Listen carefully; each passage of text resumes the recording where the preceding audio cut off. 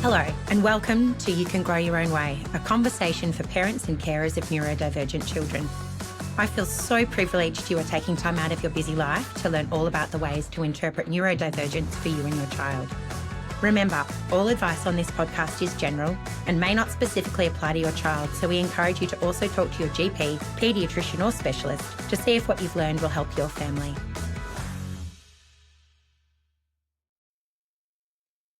Welcome to a somewhat different episode of You Can Grow Your Own Way, a conversation for parents and carers of neurodivergent children.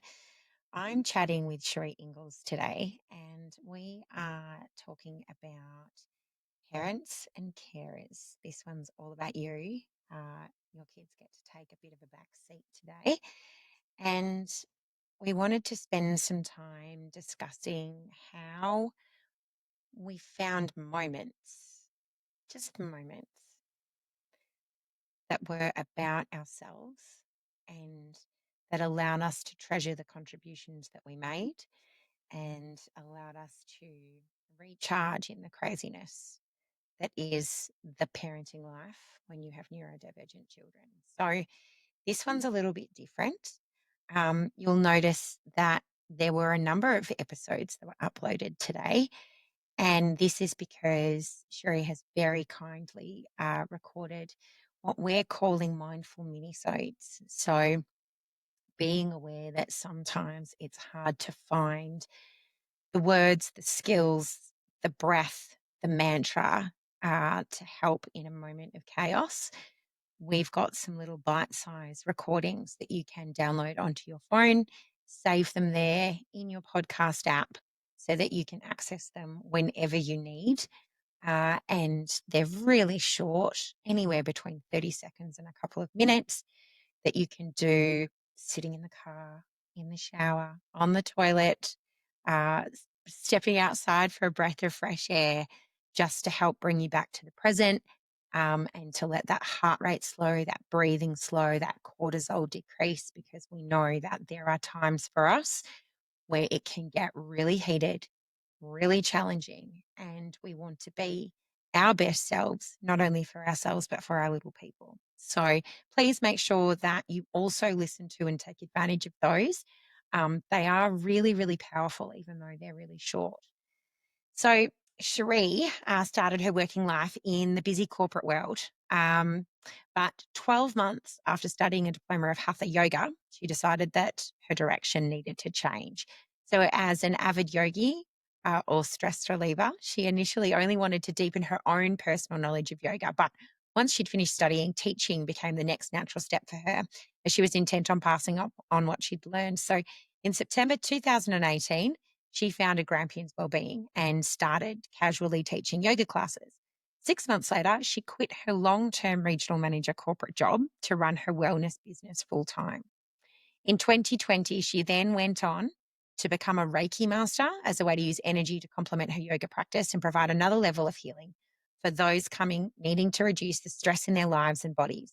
She has continued to grow her skills and now is qualified with, and this is quite an impressive list, 350 hours diploma of Hatha Yoga, a 100-hour Yin Yoga postgraduate certificate, postgraduate yoga teacher training masterclass series, EMM Tech training, which is the Emmett technique, Reiki level 1, level 2, and level 3, which is full mastership, breathwork teacher training, crystal singing bowl sound therapy and sound healing, Tibetan singing bowl sound therapy and sound healing, Yin Yoga, myofascial release and acupressure teacher training, mental health first aid, working with children check, and she is a member of the IICT, which is the International Institute for Complementary Therapists. So essentially what all of this means is that Sheree is incredibly passionate about helping people with their own wellness journey, helping them to find spaces where they feel like they are their best selves, and she's well and truly qualified to do that.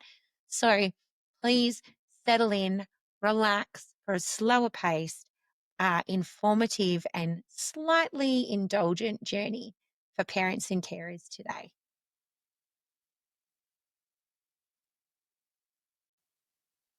Hello, Sheree. Thank you so much for joining us. Hello, Carly. Thank you so much for having me. So we've had a few deep conversations about how we think this episode will go. And I know I'm very excited to bring this discussion forward. I think that for the people that we're talking to, it's such an incredibly important conversation for them to have themselves. A lot of the discussions we've had on the podcast so far have been about their children, but as this episode is titled, you cannot pour from an empty cup. And making sure that the people who are at the center of our children's lives, are actually looking after ourselves is fundamental to the success of caring for our little people. So, Absolutely. um, I really wanted to do our lens on self care. Um, and I think that this is a really great way for us to make that a really approachable conversation. I hope so too. So, self care has become a bit of a buzzword. And it- with the area that you work in, you will have well and truly been across how much that's kind of become. Well, in some areas, it's just a marketing term. In some areas, it's kind of fundamental to existence. So, tell me, why do you believe self care is important? Well, I totally agree. I think to start off with, it's become one of those words that is perhaps a little cliche, and maybe the thoughts that come up around it when you hear it is, that it's about spending a day at the day spa or something like that, that it's this really big gesture that you simply haven't got time to do. Look, spending a day at the day spa is wonderful, I am sure, but it's not always realistic and it's not something that you can do all the time. So I think self care can be little micro moments. It can be as quick and as easy as just taking a nice deep breath in. So I think, if we sort of look at self-care on a range, that maybe that's a really quick and easy thing to do. And you can go up to the day spa, but there's all of this range in between of little things that you can do here and there to care for yourself the way that we so easily put care out to other people. But it can be really difficult to turn that lens onto ourselves and realize that we actually need to take some time out and that it's perfectly okay to do so and all of that kind of stuff so that we can function to the best of our ability, whether it is parenting, whether it is in your job role, whether it is with your partner. But most importantly, is it not, you know, absolutely crucial and important that you're looking after yourself, period? So well said. And at the end of the day, we deserve good health too. Mm. Um, I'm going to jump straight into the deep end. There's Okay. a beautiful quote, Sheree, that you actually shared, and it's burnout exists because we've made rest a reward, not a right. And I think that that is a really great quote. And the reason it's a really great quote is that burnout is an incredibly common occurrence for parents and carers of neurodivergent children. And I'm actually going to give you a quick, and I'm going to read it. So it's going to come out as read, which I'm quite aware of, but I'm going to read it because it's an actual definition so that we actually understand what burnout is. So burnout is a state of emotional, mental, and often physical exhaustion that is brought on by prolonged or repeated stress. Okay. So the symptoms, and I think it's really important that we understand what the symptoms are. The symptoms can include things like brain fog, physical exhaustion, a high tuned nervous system. You might find you're getting blended emotions. Your emotions are triggering a lot more quickly.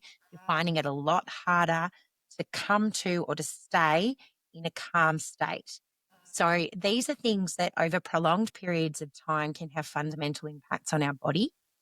It has been scientifically proven that high levels of constant cortisol do have negative permanent effects on your health. And so, it Absolutely. is really, really important that we have this conversation for people who are in a really high stress environment. And we're in it 24/7. I was actually, in full disclosure, I was having a conversation with my own psychologist the other day about how if I was to break down all of the responsibilities that I have in my life, and I I turned them into a task list, and instead I was a manager looking at the work of an employee, Mhm. I would look at that and I would say, you know what? We need more staff. Absolutely. But as a parent or care of a neurodivergent child, we don't always have that luxury. We might not have NDIS funding for a support worker. We may not get respite. We might not have family and friends that can step in and lend a hand. And so we are left to carry that burden no matter what. And that is why this particular discussion is incredibly vital. Um, we're going to talk about why self care when you're a parent of a neurodivergent child is a little bit different. Um, and I think, and I'm going to kind of talk from my experience here as a mum of three neurodivergent children. Um, so as you mentioned, day spa, bath, bubbles, red wine, sitting outside on the deck with a book and a cup of tea, um, going to a resort, having a massage. Mm. These are all beautiful things. Do not get me wrong. They are absolutely incredible and beautiful things. And if you do get the opportunity to do them, they are soul nourishing and they are incredibly important. Yes. But let's be real. If I can drink my coffee before it goes cold, it's a good day. Well, you're not going to the day spa every day? Like, Oh, no, wow. I am not going to the How day spa disappointing. every day. Um, I'm barely being able to go to the toilet on my own. Um, so, what Sheree and I were both talking about when we thought we'd come to this conversation was looking at what happens when you've got this level of involvement in your life and how you find the little bits that ensure that you are constantly looking after yourself in any moment you can find. Yeah. So, circling back, what makes us unworthy of taking care of ourselves? It's a big question, isn't it? Yeah. It's a huge question. Yeah. And I And think it would, sorry, no, please go ahead. I just think it'd be really, I think it's nearly a confronting question for someone to ask themselves in a similar sort of way that often I have asked women, mothers, who is it that you are when you take off your mum hat? It's a similar sort of question where it can be like, uh, um, well, I don't know because that's all I identify as because that's all I have time to cope with. I can't think of anything else, obvious. As you know, I can't put anything else in my brain while I'm trying to, I'm just one foot in front of the other. So it's a really interesting question, and to then sort of sit back and think about it might be a really challenging thing for some people to do, I think. So why, yeah, thinking about why they are actually so unworthy of something that, like I said earlier, we give it out so easily. And maybe even that phrase of being unworthy, like it's not something that you would actually identify as until someone perhaps points it out. I So think this maybe is there's some also, people out there right in this moment sort of thinking, "Oh my god, I I in a completely agree roundabout with you. way." Yeah, just, I completely agree with you. I think yeah, that's often why, I think that's another reason that self care has become, the term self care has become diluted because its true meaning is actually looking after oneself, yeah, taking the time to look after oneself. And we live in a society where that isn't something that's openly discussed, where there's really high expectations of our worth being defined by what we produce and what we do. yeah, And and not who we to actually, that's exactly right, not who we are, yeah, not who we are. And taking the time to reflect, I think, sometimes on why we are worthy of time to be spent on ourselves is in itself its own step in self care. yeah, And a vital thing to do. In fact, I would love to encourage those listening to sit down with a piece of paper maybe do it before you go to bed tonight, and actually just jot down like 5 things that make me worthy of spending time for myself. Yeah. That would be, yeah, it's such an interesting thing to do because, again, and I keep sort of coming back to it because it's just so easy and so natural for us to talk about, oh, that person's so fabulous. Oh, my child, da da da da da. You know, these things just roll off the tongue. But if we turn that mic around to you and or ask questions about ourselves, it's really uncomfortable because we've been sort of, I guess, conditioned to, you know, if we're talking about ourselves or if we are practicing any type of self care, if we are setting boundaries, you know, all of these have come with all these negative connotations that just make us sort of step back from that, I think, or, you know, thinking that it is selfish of us to take a moment for ourselves. But I think it's, you know, we've really got to flip that dialogue around because we're living in a day and age that is more stressful than ever. And this stress is going to make us sick, you know, make us ill, incapacitate us in some way or another, mentally, physically, emotionally. And then where are we going to be for our loved ones? I did hear a quote just a little while ago that really actually struck a chord with me as well, which was, "We are all dying. Stress will just get us there quicker." Yes. We know that stress is bad. We know all of that kind of stuff. We know how it sort of affects our sleep, our mood, our nervous system, all of that kind of stuff. But if we were to then sort of again turn that around and really focus in on the way that it harms us and the detrimental effects that it does have on our physical, our mental, emotional health, I think people would be working a lot harder to take care of themselves to lengthen this life that we have here, to make the most of this life that we have here, and that we are, you know, being the best people that we can be in the process as well. Most definitely. And look, things systemically aren't set up for us to look at our stress levels and then see how we can adjust them. Um, Everyone hoped that working from home would do it. There was initially a view that by having email and things on our phones, it would give us greater flexibility to have work-life balance. Let's be honest, what it's created is the fact that employers know that they can email us at 11 o'clock at night. Yeah. It's also created within us a strong desire for urgent and impulsive communication. So we don't know how to switch off. We don't know how to slow Yeah. down. So we're Yeah. not really living in an environment that is going to naturally remove the stress for us. And it is incredibly, therefore, important that we do it ourselves. Um, Looking at the lens from at the parent of a neurodivergent child, we're also looking at added levels of energy output with the child. We're looking at added levels of energy output with advocacy, added levels of energy output with the level of administration and financial management that we need to do, engagement with therapists. It really does draw on a battery that is exceptionally hard to keep charged. And sorry, a realization I had, actually, I and my husband have both had, is that we fall into a cycle of burnout probably every 3 to 4 months. Yeah.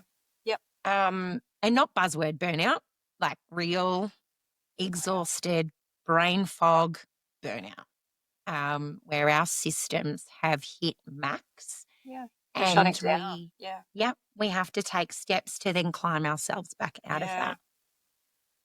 that. Um, And even so harder, I would suggest, Carly, is it when you're experiencing that climb back has got to be harder than taking some little moments along the way to just catch the spiral, to catch yes, that you're actually heading towards burnout yes, and to be like, oh, 100%. hang on a minute. Mhm. Yeah. And so we try, as a couple, we try to identify it in each other. And we've also tried to find our triggers. So the things that will send us, but also the things that are key for noticing that we're heading there. Um, so once again, another great exercise is to sit and reflect. And it's always way better to reflect when you're not in the middle of burnout. Sit and reflect of what are the things that happen to me when I know that I'm starting to head down that path where everyday life becomes harder. Yeah. And that's a really good thing to point out as well, because when we're in it, it's very hard to see out, isn't it?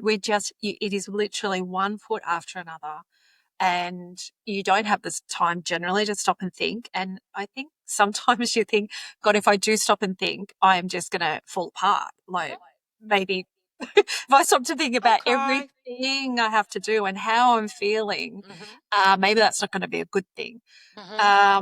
So it is really important. And also, yes, if there's someone else around that can just be your eyes and ears on you, to, like you say, with your husband, that can just be like, hey, just noticed, or, that you've got these really obvious points that you can then go notice in yourself. Not huge, or maybe it's huge things, but just really obvious things. So like when you are starting to get to that spiral, you can catch yourself. You can be your own little hammock. Catch yourself before you fall. And the big thing that we always talk about with our children is that the more stressed they are, the further they are away from their thinking brain, the closer they are to their reptilian brain, where they're responding in their fight or flight responses. And we are exactly the same. So the more stressed we are, the less we are thinking about the way we are responding to a situation, and the more we are drawing from our gut in a sense of fear, in a sense of attack, and we're not going to be responding to those situations in a way that we want to. Yeah. And maybe that's a nice little segue as well, to think about the energy that we are putting out is contagious, whether that be good or bad, whether it's angry, whether it's irrational, whether it's, loving kindness. It is contagious regardless. So it's another really good reason, because when you're caring for yourself in whatever way that is for you, you're coming from a place of more resilience. You're coming from a place of less burnout, all of that kind of stuff. That is going to rub off on your children, on your partner, on your workmates, whatever it might be.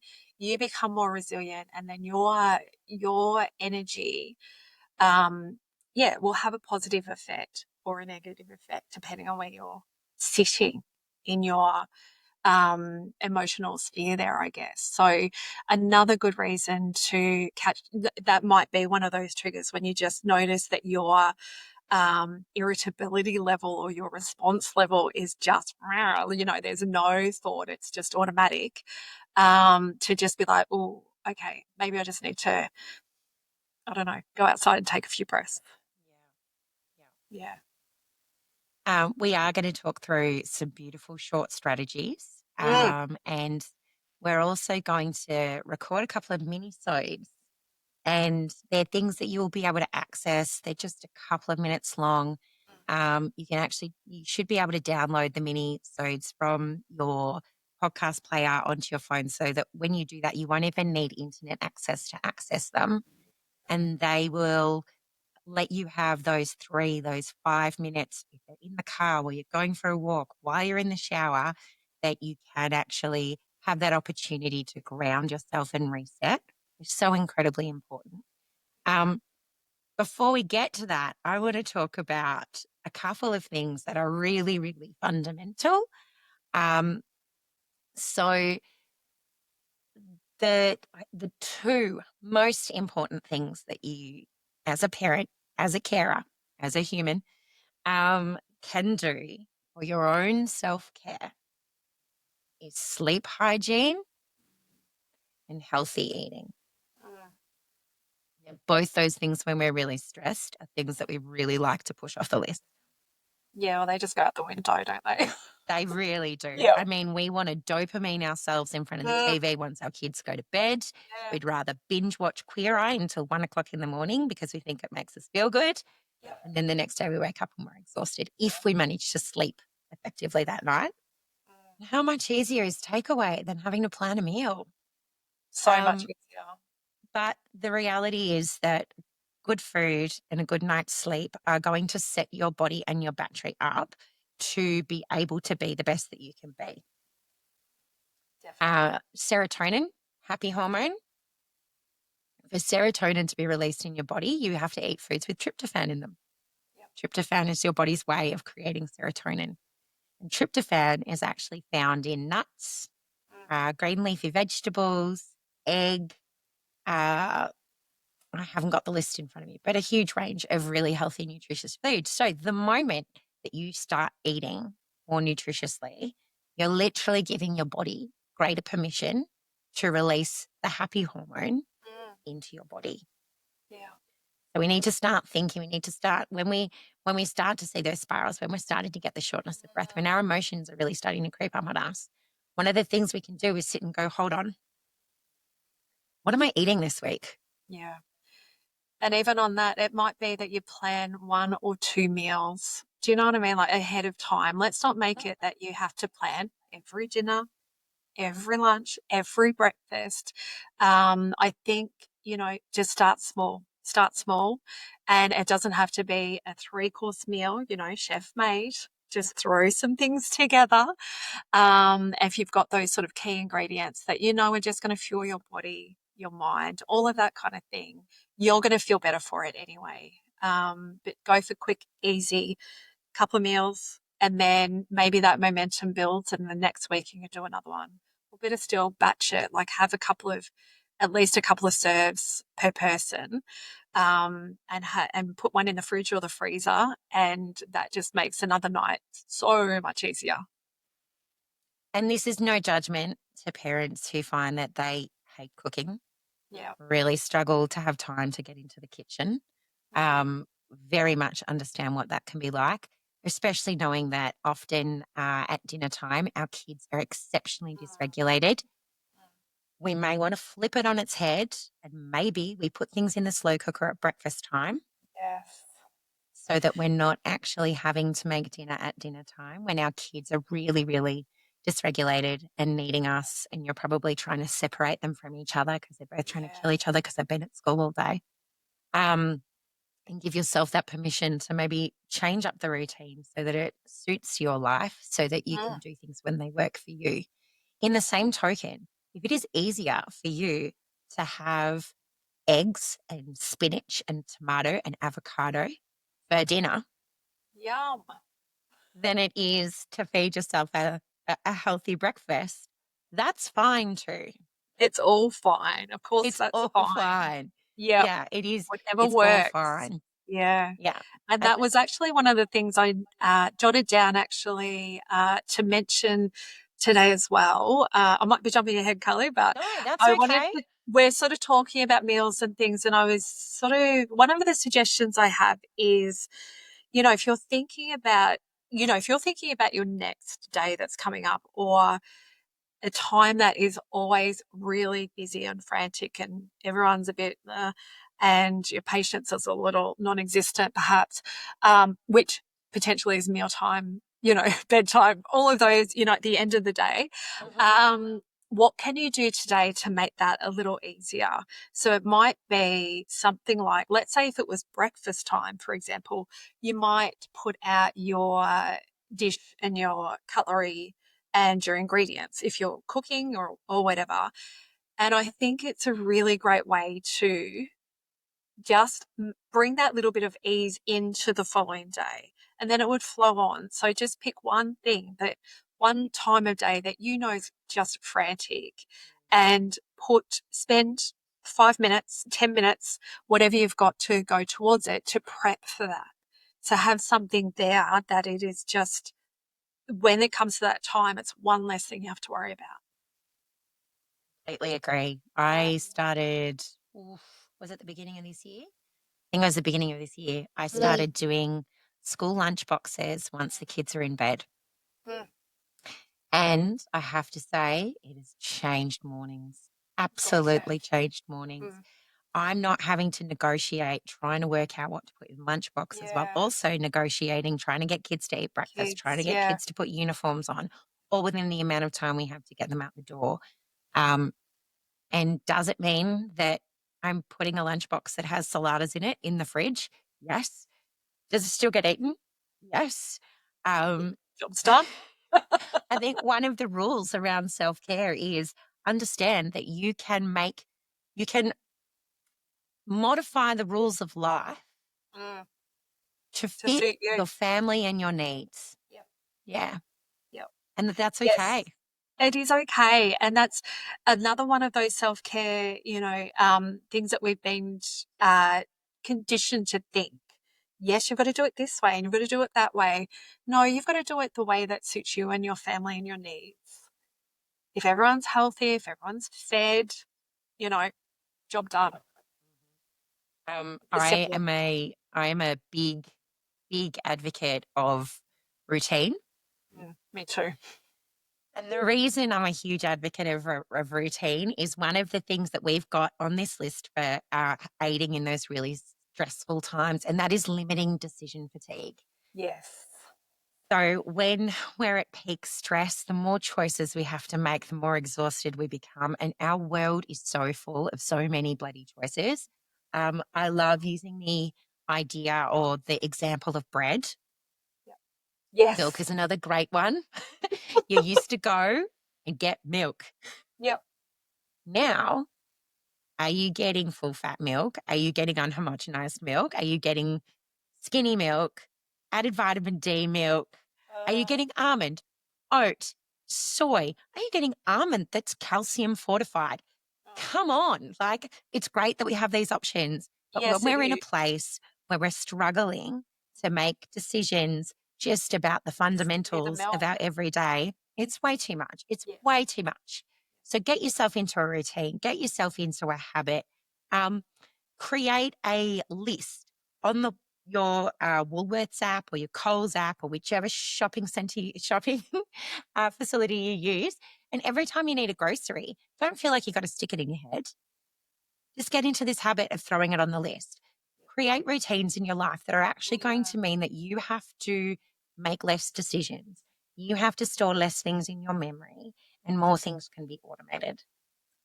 Yep, I totally agree with decision fatigue. Even to a point of, depending on what you're doing, if you're working and got a uniform, great. But if you're a stay-at-home mum or you're working at home, to even give yourself a little kind of a uniform. So even getting dressed in the morning is easier. Um, it's very I can get overwhelmed very easily as well, and I'm not always the best at, choosing when there is too many options. So I'm definitely understand decision fatigue, and I think when we are sort of busy and in the mix of it as well, we move away from our gut instinct as well because we're sort of perhaps a little dysregulated. Perhaps we're just, and we I haven't had think that we just space find it to harder to hear. harder to hear. Exactly right. So I was going to sort of say and suggest we've got to sort of trust our gut a little more. So when we're sort of seeing something and you're just like, oh my God, I don't know which one I want, just go with what jumps out at you and keep moving forward. Do you know what I Yes. mean? Like, just Yes. what's the worst that can happen? I mean, if we're just talking about really simple things here, the course of least resistance, let's not make it harder on ourselves. Done is done. Done is Yep. perfect. Done. Move on Yeah, next. yeah, Yeah. yeah, And in line with that, and it's a really, really, it's a hard one to do and easy to say. It takes a lot of practice to pick your battles. oh, yeah. And we have a lot of battles every day on so many different fronts. And there are some battles that we have to dive into. We don't really get an option. Like, if we don't advocate, it doesn't happen, and therefore we have to do it. But if we have an opportunity to step back, remove challenge, remove conflict. No one's going to end up getting hurt. It's not to the detriment of anything. You are allowed to do it. Um, we've spoken before about how my children at dinner time hate cutlery. They just hate it. I'm not going to fight them. What's the point? We're at home. The food is going from the plate into their mouth. You know, You get like the food. I'm not going to add extra stress to that moment and insist that my children who are exhausted by fine motor, are dysregulated by their day, are sensorily aware. I'm not going to shove cutlery in their hands and say, you've got to use it. Otherwise you can't eat. Yeah. I think, like we've said multiple times already, that idea that we've got to be this way or that our kids have got to be brought up that way, we've got to do this, we've got to do that, that is a battle in itself, isn't it? Mhm. This is a prime example of picking your battles. As long as your kid is getting fed, as long as they're being, getting in that nutrition, who cares in the moment how that happens? There'll be time later on to, you know, have a discussion about using knives and forks. But Chat in to this the moment, OT. Yep. that kid fed, Yeah. Yep. it's not a big thing, as No. in using the knives and forks. It's not a big thing. So, yeah, just go with the course of least resistance where you can. Yep. Your And let 4-year-old things has a decide. hyper Yeah. focus for Spider-Man and they want to wear their Spider-Man outfit out of the house every day. Just buy 4 Spider-Man outfits. Yeah. Easy. Done. Done. Done. Because That does remind me. our time and our energy is so much more valuable. It can be used on so many better things than worrying that your son is dressed like Spider-Man Yeah, or your exactly. daughter is dressed like Spider-Man. Yeah. Yep. It reminds me too of something I saw a fair while ago now, but it was something about run the dishwasher twice. And it's something that resonated with me because it's not something I would ever think to do. But if it was just one of those things that is just like, well, maybe you didn't get time to take all the stuff out of the dishwasher. Now you've got a couple more things to go in. Just tuck them in and run it again. Who cares? Who cares? At the end of the day, do what you can do in the moment that needs to be done. The rest will wait. The rest will wait. The The world rest will will still be wait. there. Yeah. Yeah, that's it. Exactly. Mm, We're going to talk about some great ways to calm yourself in mm. those moments where you can really feel the escalation happening. We've all been there. Um, and the more, so I'm going to get sciencey here. We may have talked about this in previous episodes, but the way that the brain um, makes decisions and works is it's a whole set of roads. And the roads that we don't use very often are kind of like bush bashing to get to your destination. You need a 4-wheel drive Jeep. You need a bull bar. You need great big headlights, and you've got to like force your way through. But the more times you use it, the wider that road goes. Mm. And what we really want to create when it comes to opportunities to naturally trigger those instincts to regulate ourselves is we want to create superhighways. Yeah. So the more we use them and the more we practice them, the stronger those neural pathways will get. And the more naturally we're actually going to move into using them to help bring ourselves down. This happens with basically all of our actions. And you've probably witnessed it in your parenting. You know, it's like the more you practice co-regulation, the easier it Mm. becomes. Those kinds of things, the more we flex that particular muscle in our brain, the easier it is to go to. So the things that would be suggested when you first do them might feel uncomfortable, might feel unnatural, but the more you do them, the more your body is going to settle into them. And you'll get to the point where even the thought of doing them will calm you. Yeah. Yes, because your body will already have that response that knowing where it's going to head. Exactly right. So, Yeah.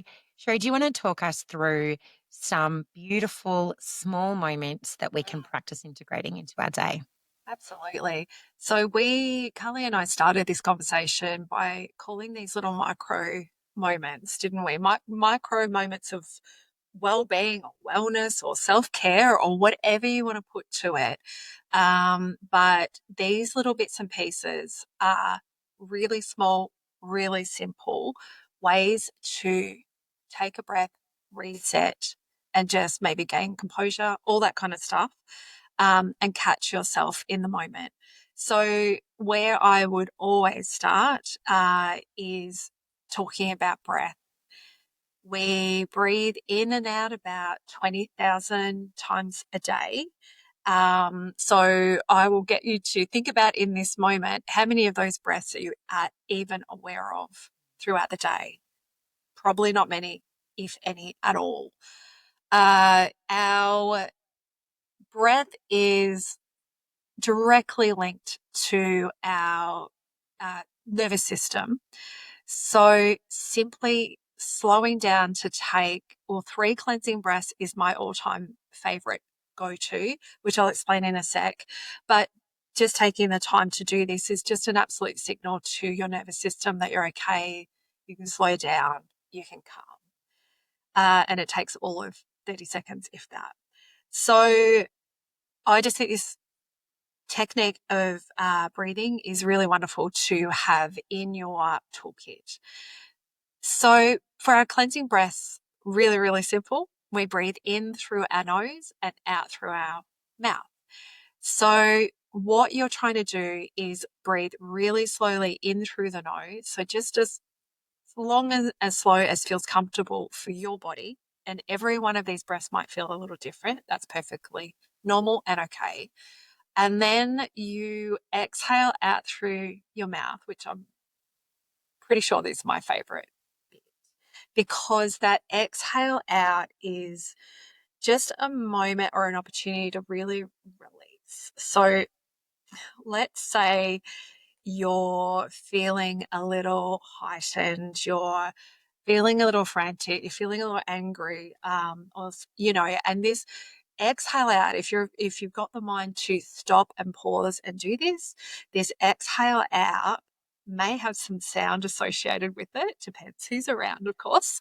But by making a real sound out, it's really quite therapeutic. And just allowing that little release will help your shoulders to soften, help to release some of that tension that you're holding out. But most importantly, it is that little dialogue with the nervous system to help us to calm in the moment.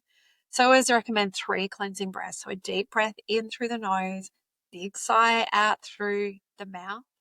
And if 3 feels great and you want to keep going, of course, there's no rhyme or reason to this. You've got to take what suits you in the moment and what you need in that moment. I just think this breath is a really good way to reset really quickly, and you can do it anytime, anywhere. The shower, That's my the go-to. kitchen bench. Yes, yes. And I think you can even be quite discreet about it. Do you know what I mean? Like yes, you can be really loud with that breath, but even if you're in a situation where you do need to be discreet, you're talking to someone, you can feel, something rising within you. You maybe don't want to say what you're thinking or whatever it might be. You can do it without anyone even knowing what you're doing. If you're slowing down your breath, if you can't have that big and release out through the mouth, breathe in and out through your nose. As long as you're breathing, if you're slowing it down, that is going to help you. So that is again, the more that you do it, the easier it will be. Just like you said, Carly, this is, the first ones might feel a little rough, but always the more that you can just slow down the breath, take a little longer with it, and the more that you do it, the better it's going to feel for you, for your body. If you're in a moment as well where it's because there's chaos in your house right in front of you and that's why you need it, I would do the reverse of private breathing and I would be extremely vocal about it. I'm just going to stand here and I'm going to do 3 cleansing breaths and I'm going to and talk your whole way through it for a couple of reasons. It makes you even more present around what you're doing because you're vocalizing it. So, you're really, really aware. You're also educating those around you that it is okay to stop, take a breath. Yeah.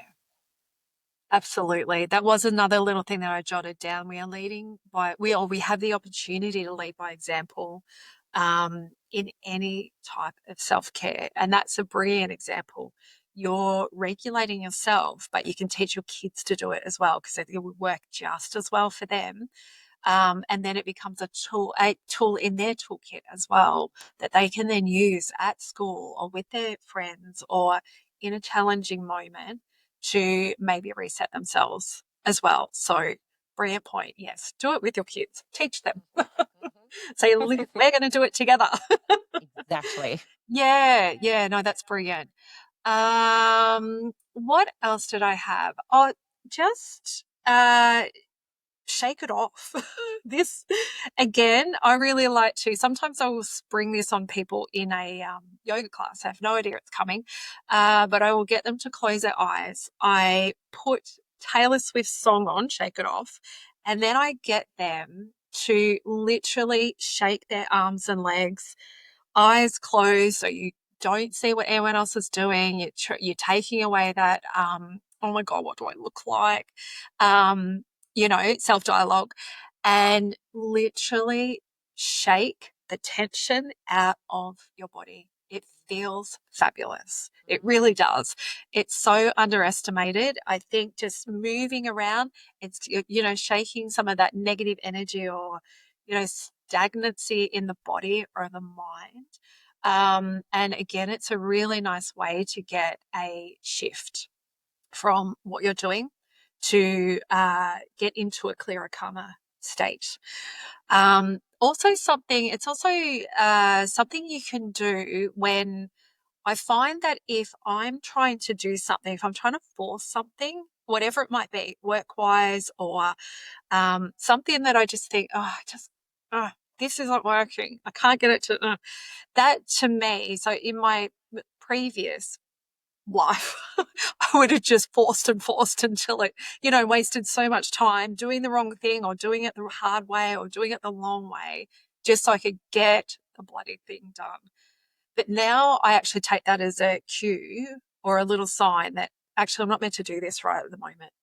I just need to walk away. So usually it will be around something like computer work, um, and then I'll just be like, right, if I can't do this quickly and easily, if this is like not flowing, then it's not the right time for me to do it, unless it's something that I can't avoid, of course. But doing something like your cleansing breaths, walking away from the situation, coming back clearer, or shaking it off, doing little things like that. Again, you'd be really surprised at when you come back into it that maybe the answer that you couldn't see before for the life of you is then clear as anything as well. Um, Things like, music. So that was another thing that I was going to suggest is how can you not be in a great mood when your favorite song comes on the radio or something like that? Or, something from your younger days that you might have liked to dance to that just invokes really happy, wonderful memories for you.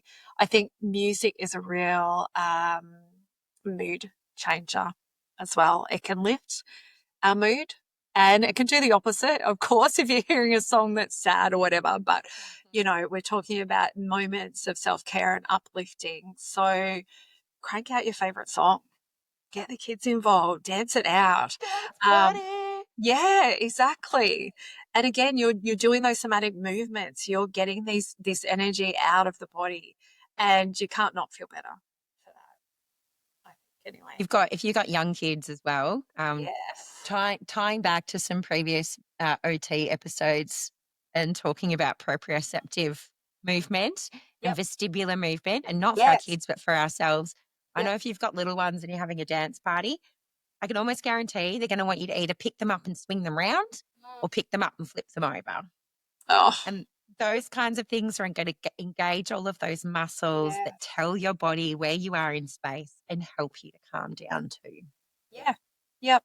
Things that you don't even realize. And I think that's the thing. You don't realize it. when it actually comes to these kind of things, these things from our childhood, we can't probably do that as easily as adults, of course, but it's these things that are sort of ingrained in us as kids that we lose as adults as well, because we've got to be an adult, and that, God forbid, we should have fun and play and laugh. And those things are really, really important. We have to bring that more back into our lives. So we've got that lightness to counteract, I don't want to say the darkness, but Challenge. uh, the challenges. Yeah. If you can't bring lightness into that, it's a really slippery slope, It I is. would think. Yeah. Yeah. It's definitely. So lightheartedness, happiness, jokes, dancing, shaking off. What else have we got on the list?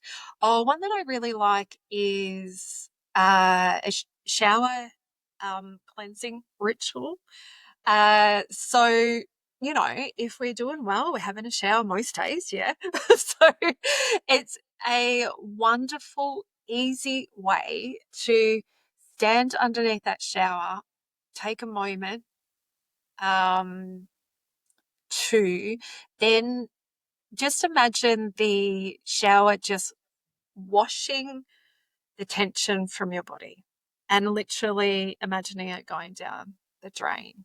So again, it's just like a little fresh start. Um, Maybe it's thoughts or concerns or worry or anxiety or depression or anything that you don't need to be holding on to, whether it be in your physical body, your mental body, your emotional body, your spiritual body. You can literally just imagine the shower just washing it out of your body, down through the drain. So you don't have to hold on to that anymore. Maybe it's responsibility.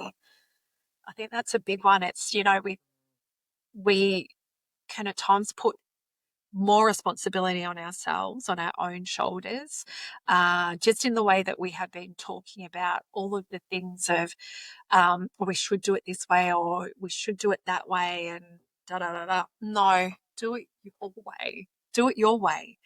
Um, and sometimes we just need a moment to either be kind of given permission to go be creative, do what works for you, or in a moment to actually realize that there's nothing wrong with that. And maybe that's in the shower in the morning when you're just like, you know what? I'm literally going to wash this shit off my body. I don't need to do that anymore. I'm just going to do what works. I'm going to do us. I'm going to do my family unit. And that is what's most important, rather than other people's opinions or views or whatever it might be. That isn't in the best interests of you and your family. Sorry about it. Just do you. 10 seconds as well with your eyes closed and feeling the Mm, water running down your face and just listening to the noise as well. Letting yourself literally just be in yeah. that 10 seconds right where you are Yeah. um, is really powerful for a really great reset. And again, it's 10 seconds. It's 10 seconds of stillness, of eyes closed, of deep breathing and feeling that sensation on your skin. A little mindful moment, which is a really nice segue to practicing micro mindful moments. I think in the chaos of life, like we've talked about, it is really easy to be in it and just be, tumbling along one foot after another um, in the trenches. And something that you could start to practice and bring into your day is just sort of noticing different bits and pieces. So I'm a coffee drinker, and every morning I, make my coffee in the coffee machine. And I sit down and I absolutely savor that first mouthful of coffee. It's just bliss. It's just the tiniest little thing. But it's something that I really savor every morning. So It's little bits and pieces like that, but then just noticing things throughout your day. So a couple of examples, particularly in relation to your children, especially in those moments that are challenging, that you're getting pushed to your limit, all of those kind of things. Maybe it's little things like noticing how, if your child has dimples or something, noticing the dimples in their cheeks, noticing the way that their hair falls, noticing, I don't know, like the shape of their nose, little bits and pieces where you're just removing yourself from the situation and bringing yourself into a moment of mindfulness. Maybe if you're outside, it's the way that the sun bounces off your child's hair, you know, little things like that, that really bring you into the moment. And then things don't seem as big. There's if you're taking that time to just be in the moment, you're not thinking forward to the future. You're not thinking backwards at the past, oh, what if I'd done that? Maybe I should have done this. It's just wasted time. That is wasted time. We all do it. We all do it. And we all are, oh, well, what if this happens in the future? Again, it's wasted time. So let's be here. Let's be in this moment and let's remember, what our child looks like at this moment, because in a nanosecond, they'll be 18 or 21 Yeah. or, There's it amazing happens so quick. perspective that can come when you step out in those chaotic moments too. You have that little, I just clicked my Yes. fingers for those who can't see. Yeah. um, Yeah. A little circuit where breaker. where your brain just gets a chance to go, oh, I can stop running a million miles an hour. I can get off Mm. the hamster wheel of Yep. this battle, Yeah. because you've just stepped out that smidge. Yeah. Yep. Little regroup, and you're likely to then, move off in another direction rather than on the Mhm, trajectory you're on in that moment mhm. before as well. Yeah. Um, Noticing how you talk to yourself. I think this is really interesting. Obviously, we have a dialogue in our own minds, and I'm sure that we talk to ourselves in not a way we would ever talk to anyone else. So this is just sort of to circle back to the, why are we not worthy looking after ourselves? Well, why do we think it's okay that we talk to ourselves in particular ways? But just to then sort of move that into whether you're into mantra or affirmations or whatever it might be, if you can catch yourself thinking something about yourself that isn't telling yourself how damn fabulous you are, then it's a little, if you can catch yourself in that moment, you've got the opportunity to flip that. And it may not feel natural to say, I am, when you're feeling absolutely like you've got nothing left in the tank.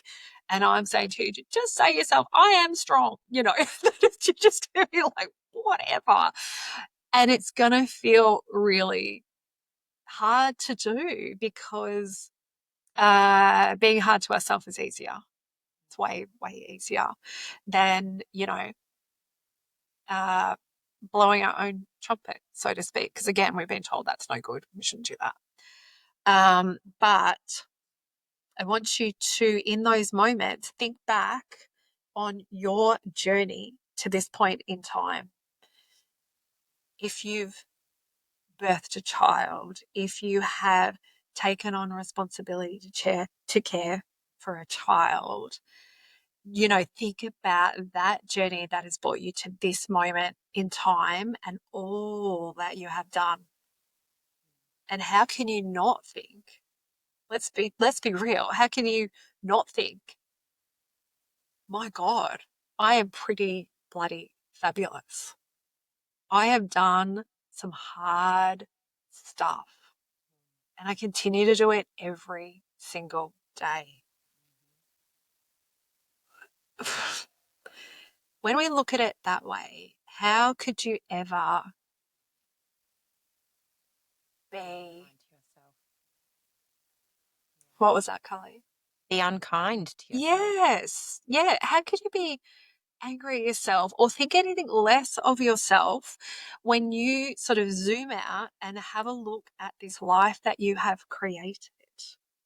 This child that you are caring for, child or children, that you are caring for, that responsibility that you have taken on and that you are doing to the, no one gave you the manual on how to do this. You are doing it, your fabulous self. And it's time to stop and recognize that a bit more often. Yeah. Because at the end of the day, if we're just not realizing what we're doing, if we're not realizing this immense energy that we're putting out in this care for our child or our children, then we do go down that road of burnout. We're not being the best example to our children. We are teaching them the same lessons that we are struggling with, in that we haven't got time for self-care. We shouldn't be doing this. We shouldn't be talking about ourselves in a way, that makes us look like we're full of ourselves or whatever it might be. Every time that you are setting a boundary about time that you will give to other people over time that you will give to yourself, then you are teaching your children that valuable lesson, so that when they grow up, this is not a thought. It's just an ingrained behavior that perhaps we were not taught when we were younger and that we struggle with now. So if we think about it that way, flip the lid again, come back to flipping it to a way that resonates with you. So a lot of times in a yoga practice, when we get to the end, we have a lay down at the end of every yoga practice that I teach. Shavasana is Because like the best time in yoga. Yeah. it is the most important pose that we do on our mat, and everyone can do it. So it is really like, I will prompt people to give themselves permission to be here, because that's when you give yourself that little bit of space, and that's when the mind starts to, oh my God, I forgot, what are we going to have for tea? And do I have to go to the supermarket on the way home? Just give yourself permission to be here now, and the important stuff will come back to you. If you've got stuff to do, if it's important enough, you will remember it, you'll do it. And if not, it's probably not the end of the world. So you're just reframing that stuff in your own mind to work in a way for you. So flipping that perspective or the way that you talk to yourself, and start getting a bit more used to realizing what a wonderful job you're doing. Give yourself props. I heard, so I follow the attachment nerd on Instagram. It's a little involuntary spruik. And she posted something the other day, and generally she's speaking for neurotypicals, but there's still a lens that can be taken away from it. And I really loved this particular one. She said, I never place my children's needs behind my wants, but I never place my children's wants ahead of my needs. Oh, geez. That's a good one. You kind of got to think Which about is that, don't you? really, really cool, right? Yeah. And you do have to think about it. And look, the reality, once again, we are talking about a different kind of parenting and a different kind of demand. The need part is higher. But if your child wants something, but in that moment, your body really needs something, Mm. you are allowed to make that distinction And there is nothing wrong with making the choice that supports you. 100%. And that need will always come down to your health, Mm-hmm. your well-being. Do you know what I mean? That if we connect it back like that, if you're like, God, I'm so tired, I just need a moment, a lay down, a whatever, a sit and a coffee, you know, maybe you only get that first sip in, but my God, it's going to taste good. That is, if you're looking deeper at it, it is actually for your health, your mental, your physical, your emotional, your spiritual health, your health. And why are we compromising that health? It's not just a lay down or a whatever that is for you. It's not just that, it is the state of your health that needs it.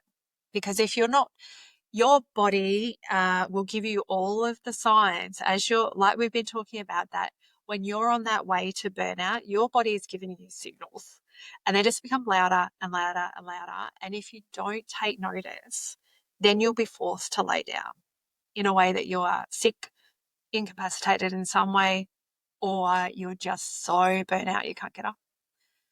And then that in your own mind will be, become so much harder to do all of the things that you need to do. Yeah. Yeah, and then the Yeah. guilt kicks in and then it becomes a Yeah, horrible cycle. You exactly. don't want to end up there. And I You don't just want was to end up thinking there. as well, if when we get to that point, it can, yes, of course the guilt will kick in because that's the way we're wired. But also it's in those moments that you're like, oh, everything is still functioning. You know, that's a bit of a lesson in itself, isn't it? We can be our own worst enemy for sure. That there's nothing wrong with taking things off the plate. When we're dealing with more, it's okay to do less. And dropping your perfectionism. Oh, yeah. Me, that's me. That's me Me. too. That's me too. The reality is we don't have time for it. Done is Done. better than not at all. Exactly. Yeah. I know last time we caught up, we kind of mentioned some mini ways to forest bathe. So for those who don't know, forest bathing is a practice that started or is known in Japan. I'm sure it's practiced in other parts of the world, but came to the fore with a practice in Japan where you actually go out and spend time in forests, just breathing, walking. There's no aim, there's no mountain. It's just being. Um, and I love how, like you mentioned, some easy ways that you can do that without having to go to a forest. Yes, yes. Again, going to the forest every day would be wonderful, but not realistic. So, a really wonderful way to ground yourself is to take your bare feet and literally put them on the earth. So, head outside, get your shoes off, go out, play with the kids, get them to do the same because this will be really good for them as well.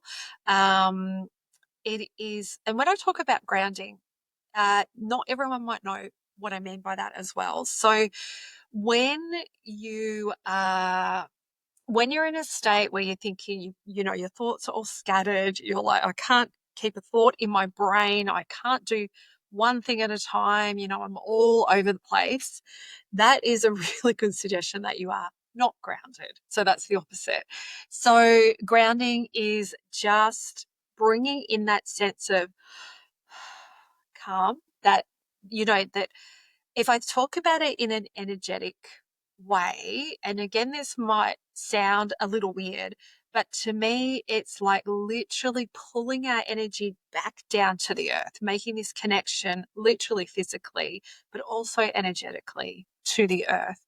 Nature is such a healer, a calmer, and yes, going to the forest and doing all of that and being in nature in any form is fabulous. But if all you can do is kick your shoes off and put your bare feet on the ground, take a few deep breaths while you're at it, it's a really good way to feel clearer, calmer, and more grounded really quickly. Really quickly. So So easy. easily accessible. Yeah, Whether it's a backyard, a nature strip, it doesn't matter where you are. Just yeah, find that little spot of green and yeah, pop your feet into it. yeah.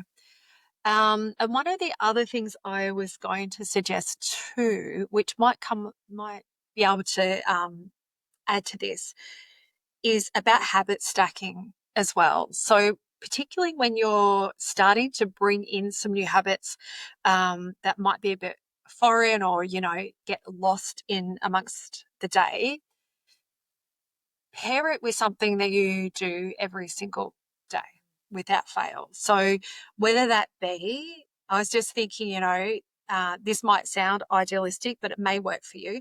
If you're having that coffee or that tea or that water or whatever it might be, there's something you're doing in the morning or in the evening, just having a nice warm drink or whatever it might be to start winding down at night, is pair that with breath, pair that with getting your feet on the earth. If it is, it's something else that you're doing. So if you're feeling really tight in your shoulders, in your neck, in your jaw, all of these spots where we hold physical tension, if there's, it's really good to sort of pair that with something that you do every day, whether it's lunchtime or a morning tea or whatever, whether you're sitting in the car at kinder pickup, school pickup, you know, something you do regularly. Let that be your reminder and then your cue to actually. I just noticed that my shoulders have become my earrings. They're hanging up around my ears, and let's just draw them back down. Let's take a few shoulder rolls. God, my neck feels tight. Let's just, take a few head circles, stretch out where it feels really tight. Again, it's going to take all of a minute, if that. Um, but if you get into the habit of it, you're sort of beating it to before your neck becomes really, really tight. You're kind of just avoiding it getting to the to the point where you're like, oh my God, I can't move my neck, and you've pulled a muscle or something. Yeah. Yep. Yeah, but habit stacking is a really good way of implementing new little things. And it doesn't have to be 10 new things a week. Choose one. Course of least resistance. Choose one. See if Wash it your works for face and you. then do a beautiful little mantra. Yep, that's Yep. it. I am the most fabulous woman. you know, Start getting used to talking to yourself like that. I am accomplished. I am strong. I could go on forever about things like that. I could give you all the words. But yeah. And sometimes even if it's not what you're feeling in the moment, reach in and find that feeling within you, like that thing that you want to embody in that moment. And remind yourself that you've got it within you. You absolutely have it within you. And you just need to remind yourself of that every now and again. We talked earlier about the contagiousness of emotions. And there's Yeah. another really quick one I want to add. Yeah. If you've literally got no space, no time, can't do anything else, one of the most contagious things you can do for yourself and for others is to smile. Yeah. And Absolutely. it's been scientifically proven that smiling creates its own happy energy. Yeah. Yeah. So if you're stuck in that moment and you're like, I can't, my child is right here, or I'm talking to the principal and they're making me furious, I can't even breathe, try on a smile. Mm. Force it if you need to. Yeah. Fake it Because till you it will make it naturally come after, sometime. won't it? Yeah. Yeah. Yeah. Well, if you're walking past someone in the street, I mean, we live in the country, so this is really natural for us to do. But when you're walking past someone in the street, a complete stranger, if you smile at them, 9 times out of 10, they're going to smile back. And doesn't that feel good? Exactly. Because your energy is contagious. They might have been having a really shit day. You might be having a really shit day, but you're like, "G'day, mate." Give them a little smile. Yeah. And it can just be the tiniest little thing, help you feel better, and you might have made that person's day. Yeah, it's so easy, and absolutely contagious. And like we said, force it if you need to. Force it at the start. So fine. Yep. And then hopefully, your emotions catch up with with what you're forcing your face to do. Exactly. Exactly. As we mentioned earlier, we're going to record some micro moments that are accessible for you to play. So if your brain can't get you there, it's there for you. We want to make Mm. it really, really easy and achievable for you. Those will be coming shortly. I wanted to take this moment to thank Sheree for her beautiful insight. Uh, and also, can I just say, often our conversations that we have get so swept up into like passion, enthusiasm, new information that myself and the guest talk quite fast and they're quite high energy. But it was really lovely having you on using that gorgeous, calm diction that you have, where even listening to this, I think people are going to find it's just going to breathe a little bit easier. And Oh, what a gorgeous connection to make to the episode. I think that was fantastic. oh, thank you, Carly. That's really, really lovely to hear. And thank you so much for having me on. This is the first podcast I've ever been involved in. So was definitely nervous about this new experience. But I am at the stage where I'm like, I'm never going to say no to a new experience. So that is my thing at the moment. So thank you so much for having me on. What an honor it is to be part of this fabulous podcast that you are putting on. And I hope, if one little thing that we have discussed today helps someone, Exactly. that is the most brilliant thing. So, I yeah. agree. I was going to say, I think the biggest takeaway from this is do the thing that works for you Yeah. so that you can be the best you.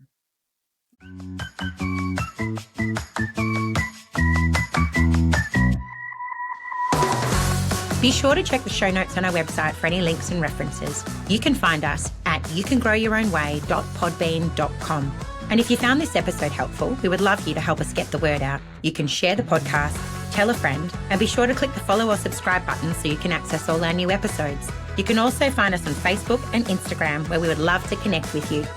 You Can Grow Your Own Way recognises Aboriginal and Torres Strait Islander peoples as the first peoples of this place, now known as Australia.